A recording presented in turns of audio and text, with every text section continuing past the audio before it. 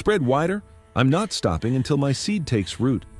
The lonely 70-year-old rancher had lived 15 years as a ghost in his own house after his wife died. But this 58-year-old widow who'd come to keep his house had ignited something in him that age was supposed to have killed, something primal and desperate and absolutely refusing to fade quietly into old age. Magnolia's body trembled as the 70-year-old rancher moved against her with an intensity that made her forget she was supposed to be past this, past desire, past the raw need that now consumed them both in the hay-sweet darkness. "I can't," she'd whispered when he'd first cornered her against the barn wall, his 70 years evident in silver hair and weathered skin, but utterly meaningless in the burning hunger of his eyes. "I'm 58. You're 70. This is insane." But Silas Thornwood had silenced her protests with a kiss that proved desire doesn't care about calendars, and when he'd spread her legs wider and promised he wouldn't stop until his seed took root in her womb. Impossible, medically absurd, biologically laughable. Something in Magnolia's carefully controlled widow's heart had shattered and reformed around one truth. With this 70-year-old rancher, age had become meaningless, and desire had become eternal. But what desperation had driven a 70-year-old man to claim his housekeeper with such raw intensity after 15 years of celibate loneliness? What hunger burned in the 58-year-old widow that made her surrender to the impossible promise of bearing a child at an age when her body should have forgotten how? And what would happen when the rancher's nephew, who'd been counting on inheriting everything, discovered that the lonely 70-year-old man was planting more than crops with the widow who'd taken him so completely that mortality itself seemed like just another obstacle to overcome? 6 hours earlier, Magnolia had been scrubbing dishes in Silas Thornwood's kitchen, her hands deep in soapy water that smelled like lye and hard work, when she'd heard the shouting from the front parlor. She'd worked as his housekeeper for 6 months now, ever since her own small ranch had been foreclosed, after Harold's death left her with nothing but debt and the clothes on her back. The job was simple enough: cook, clean, tend the vegetable garden, pretend not to notice how the 70-year-old rancher watched her with eyes that burned with something she'd thought died when Harold's heart gave out 3 years ago. Silas Thornwood was a good employer, paid fair wages, never touched her inappropriately. But God help her. Sometimes Magnolia caught herself wishing he would. The thought made her face burn with shame even now. She was 58 years old, a respectable widow, too old for such foolishness. But there was something about the way Silas moved through his days, all lean muscle and controlled power, despite 7 decades of living, that made her body remember things it had no business remembering. The shouting grew louder, and Magnolia recognized the second voice: Cornelius Thornwood, Silas's nephew, a dissolute man of 45 who visited the ranch every few months like a vulture circling a dying animal. She dried her hands on her apron and moved quietly toward the parlor, not meaning to eavesdrop, but unable to stop herself. "You can't be serious, Uncle," Cornelius was saying, his voice sharp with panic and rage. "You're 70 years old. The terms of the will are clear. If you die without a legitimate heir, the ranch goes to me. You've had 15 years to remarry, to produce children, and you've done nothing, except reality. This land will be mine." Magnolia heard the creak of Silas's chair as he stood, and when he spoke, his voice carried the kind of cold fury that made grown men step back. "The terms say I have 6 months to produce proof of an heir, Cornelius. I've got until the end of November. That's 5 months from now. Plenty of time." Cornelius laughed, ugly and mocking. "An heir? You're 70 years old, Uncle Silas. Even if you could find some desperate woman willing to marry you for your money, which is doubtful given your age and temperament, the chances of actually siring a child at your age are laughable. You're shooting blanks, old man. Have been for years, probably. Just sign the papers now and save us both the embarrassment of watching you fail." The sound of glass shattering made Magnolia jump. Through the crack in the door, she saw Silas had thrown his whiskey glass against the stone fireplace, and his face was carved from pure rage. "Get out of my house, get off my land, and don't come back until you're ready to accept that this ranch will never be yours." Cornelius moved toward the door, and Magnolia barely had time to step back before he burst through, his face twisted with calculation and fury. He saw her standing there, knew she'd heard everything, and his smile was poison-sweet. "Mrs. Ashwood, still playing housekeeper for my uncle, I see. Tell me, has he made you any indecent proposals yet, offered to make you the next Mrs. Thornwood in exchange for trying to give him the impossible heir he so desperately needs?" The words hit like a slap, and Magnolia felt heat flood her face. "Mr. Thornwood has been nothing but respectful to me," she said stiffly. "Good. Keep it that way. Because if my uncle is fool enough to try using you in some desperate scheme to produce an heir, I'd hate to see you humiliated when it inevitably fails. You seem like a decent woman, Mrs. Ashwood. Too decent to be used as breeding stock by a 70-year-old man clinging to delusions of virility." He tipped his hat mockingly and strode out, leaving Magnolia standing in the hallway with her heart pounding and her mind racing. Behind her she heard Silas emerge from the parlor, and when she turned, the look on his face made her breath catch. He wasn't angry anymore. He was calculating, desperate, and when his eyes met hers, Magnolia saw the exact moment he made his decision. "Mrs. Ashwood," he said quietly. "Magnolia, I need to speak with you. Please." She followed him back into the parlor, her pulse hammering in her throat. Silas poured himself another whiskey with hands that shook slightly, the only sign of his 70 years, and downed it in one swallow before turning to face her. "You heard everything." It wasn't a question. Magnolia nodded, unable to form words. Silas ran one weathered hand through his silver hair, and for the first time since she'd known him, he looked old. Not weak, never weak, but genuinely old, facing mortality and finding it unacceptable. "I'm going to ask you something inappropriate," he said. "Something that will probably offend you. You're within your rights to leave immediately, and I'll pay you 3 months' wages as severance. But before you decide, I need you to understand something." He moved closer, and Magnolia found herself rooted to the spot, unable to step back even though propriety demanded it. "I've been alone for 15 years. 15 years of sleeping in a bed that's too big, eating meals in silence, watching the sunset over this land. I've spent my whole life building and knowing that when I die, everything I've worked for goes to that worthless nephew who'll drink it away or gamble it away within 5 years. I told myself it didn't matter. Told myself I was too old for marriage, too old for children, too old for the messy complications of love and desire and building a future with someone. And then you came to work here." Magnolia's throat went dry. Silas was standing close enough now that she could smell leather and sage and something uniquely him, and the look in his eyes was doing dangerous things to her carefully maintained composure. "Mr. Thornwood, let me finish, please." His voice gentled. "For 6 months I've watched you move through my house, bringing life back to rooms that have been dead for 15 years. I've watched you laugh at my bad jokes and scold me for tracking mud across your clean floors and tend my garden like it matters to you. And somewhere along the way, Magnolia Ashwood, you woke something up in me that I thought was buried with my wife. Something that doesn't care that I'm 70 and you're 58. Something that looks at you and sees not a housekeeper, but a woman. A beautiful, strong, capable woman who makes me feel alive for the first time in 15 years. The words hung between them like a confession and a plea, and Magnolia felt tears prick her eyes because she understood exactly what he meant.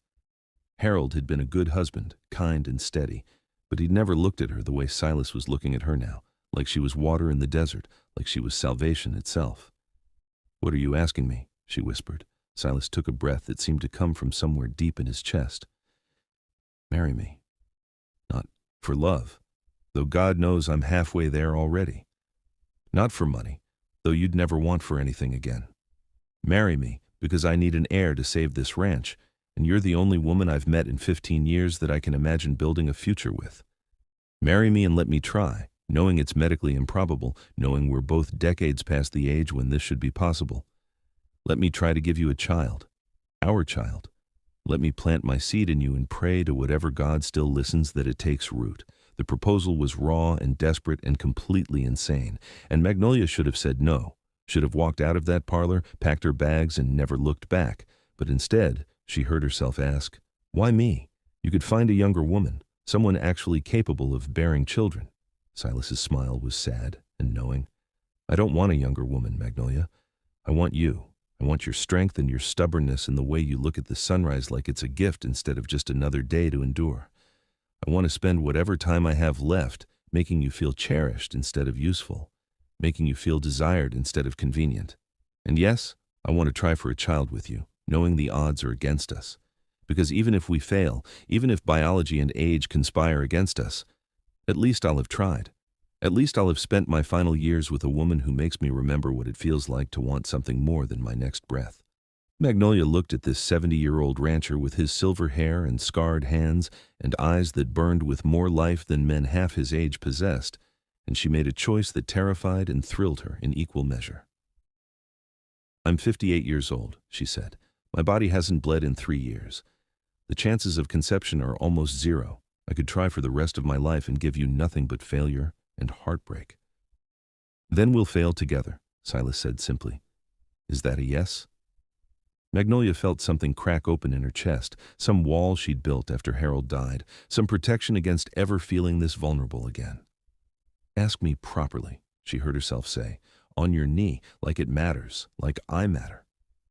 And this 70-year-old rancher, who'd survived 7 decades of Montana winters and the death of his first wife, and 15 years of bone-deep loneliness, lowered himself to one knee in his own parlor and took her work-roughened hands in his. "Magnolia Ashwood, will you marry me? Will you let me spend whatever time we have left trying to build something neither of us thought we'd ever have again? Will you give me the chance to prove that 70 and 58 are just numbers and desire doesn't give a damn about calendars?" "Yes," Magnolia whispered, and then louder, stronger, "Yes, Silas, I'll marry you." He stood and pulled her into his arms, and when he kissed her, it wasn't gentle or tentative or the kind of kiss old people were supposed to share. It was fierce and hungry and absolutely unashamed, and Magnolia found herself kissing him back with a passion she'd thought died with her youth. When they finally broke apart, both breathing hard, Silas rested his forehead against hers. "Tonight," he said roughly. "I don't want to wait for ceremonies or propriety or any of the things people will expect. Tonight, Magnolia, let me make you mine tonight." She should have said no, should have insisted on marriage first, on respectability, on all the things a 58-year-old widow was supposed to demand. But looking into Silas's eyes, seeing the desperate hunger there that matched her own, Magnolia threw propriety to the wind. "The barn," she heard herself say, "after dark, where no one can see, where it's just you and me and this impossible thing we're about to try." And that's how, 6 hours after Cornelius's visit, Magnolia found herself in the barn, with lamplight turning everything golden, with Silas's hands on her body and his voice commanding her to spread wider, promising he wouldn't stop until his seed took root. That's how age became meaningless and desire became eternal, in the hay-sweet darkness where two people who should have been past this discovered that passion doesn't care about wrinkles or gray hair or the years that separate youth from wisdom. 3 months had passed since that first night in the barn, and Magnolia stood in front of the mirror in what was now their bedroom, one hand pressed to her lower belly where something impossible was happening. The nausea had started 2 weeks ago, subtle at first, just a slight queasiness in the mornings that she'd blamed on bad bacon or spoiled milk, but it had grown stronger, more insistent, until she found herself retching into the chamber pot every dawn while Silas held her hair back with those weathered 70-year-old hands and whispered reassurances that sounded more like prayers. She was late, 6 weeks late, and her breasts were tender, swollen, sensitive to even the softest touch of her nightgown. Magnolia knew these signs, had felt them twice before when she'd carried her daughter Josephine 35 years ago and lost a second baby at 3 months 28 years past. But that was impossible now. She was 58 years old. Her body had stopped bleeding 3 years ago. Every medical text she'd ever read said conception at her age was virtually impossible, and even if it happened, carrying to term was dangerous, potentially fatal. But her body didn't care about medical texts. Her body was doing something it had no business doing, and the terror and hope warring in Magnolia's chest made it hard to breathe. Behind her, reflected in the mirror, Silas emerged from the washroom, his silver hair damp from shaving, his 70-year-old body still lean and powerful in the morning light streaming through their window. 3 months of marriage had made him familiar in ways that still shocked her. The particular way he moved in the mornings, the sound of his breathing when he slept beside her, the taste of his skin when he made love to her with an intensity that never diminished. Every night, true to his word, Silas had claimed her with single-minded determination. Some nights were tender, slow explorations of bodies that had lived long enough to know what pleasure really meant. Other nights were raw and desperate, both of them acutely aware of time slipping away, of Silas's November deadline approaching like a noose, of their own mortality waiting patient and inevitable. "You're pale," Silas said immediately, crossing to her. His hands framed her face, tilting it toward the light, and his eyes, those burning blue eyes that had never stopped seeing her as beautiful despite her age, narrowed with concern. The sickness again? Magnolia nodded, unable to speak past the lump in her throat. Silas's hands dropped to her waist, then lower, splaying across her belly with reverent care that made tears spill hot down her cheeks. How long have you been late? His voice was rough with something that sounded dangerously like hope. 6 weeks, Magnolia whispered. Silas, I can't be certain, but I think your seed took root. I think I'm carrying your child. The sound that escaped him was somewhere between a laugh and a sob. He dropped to his knees in front of her, pressing his weathered face against her belly, and his shoulders shook with emotion. He'd been holding back for 3 months of trying and hoping and refusing to give up. Are you certain? He asked against her nightgown. Should we send for Dr. Garrett? Not yet, Magnolia said, running her fingers through his silver hair. Not until I'm sure. Because, Silas, if I'm wrong, if this is just my body playing tricks, if I tell you we've succeeded and then lose it, then we try again, Silas said fiercely, looking up at her with tears streaming unashamed down his 70-year-old face, and again, until it takes or until my heart gives out, whichever comes first. But Magnolia, I can see it in your face, in the glow of your skin. You're not wrong. You're carrying my child, our child.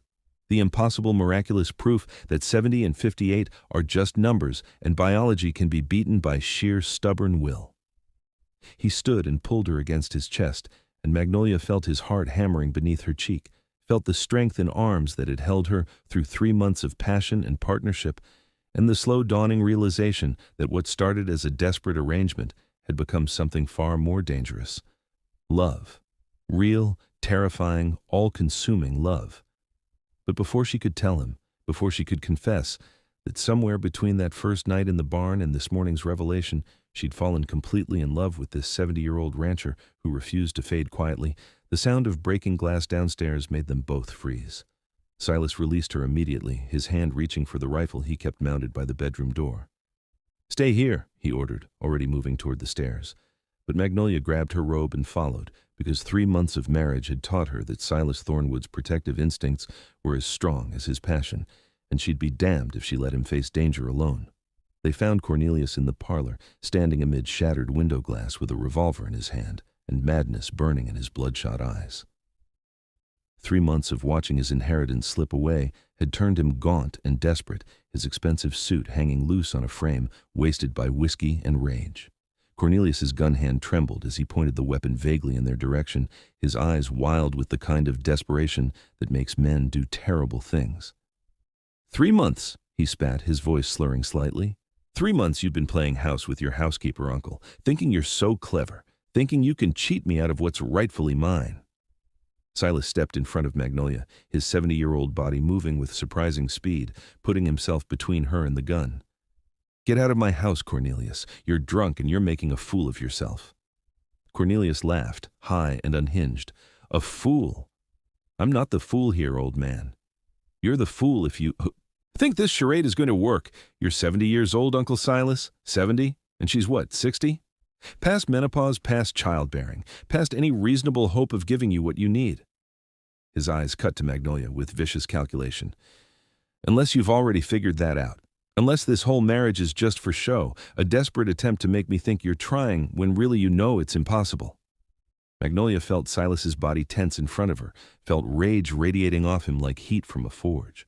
But before he could speak, before he could do something that would get him shot, Magnolia stepped around.